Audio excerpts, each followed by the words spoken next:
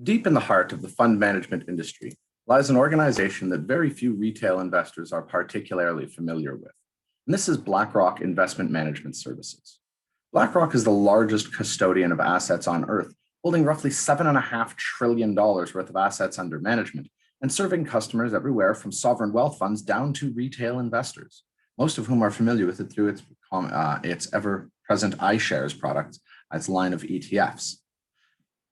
In general, what BlackRock provides is not just custodial services, but a powerful piece of analytical services that allows its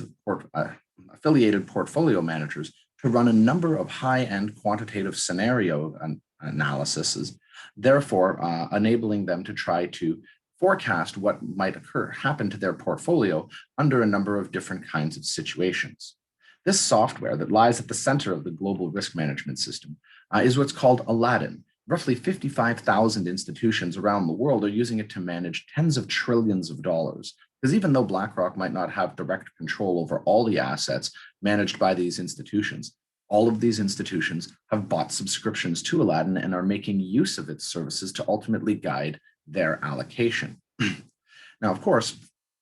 there are typical problems associated with simply relying on a single organization to conduct everyone's risk modeling and to create the kinds of scenario analyses that ultimately Aladdin is used to produce. The major risk that people are concerned about is that this kind of ultra powerful system, which is pretty impressive when you have a chance to look at it, might ultimately end up breeding complacency among various kinds of fund managers, resulting in funds that place too much faith in assessments that they could never hope to replicate on their own or necessarily even understand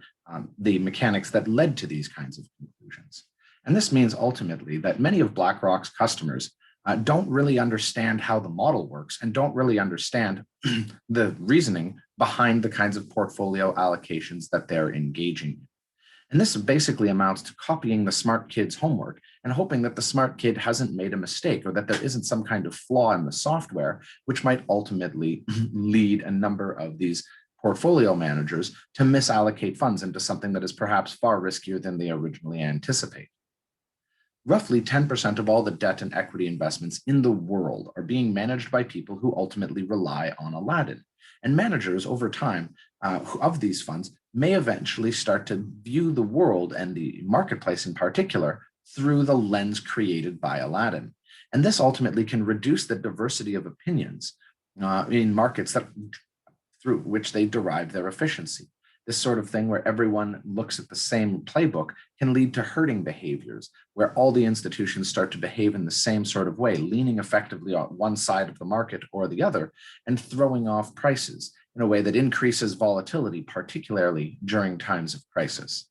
So there's a lot to be said for the kinds of powerful analytical tools that the 21st century offers us in terms of things like Aladdin, but we do have to be careful about having everyone rely on the same set of tools all of the time.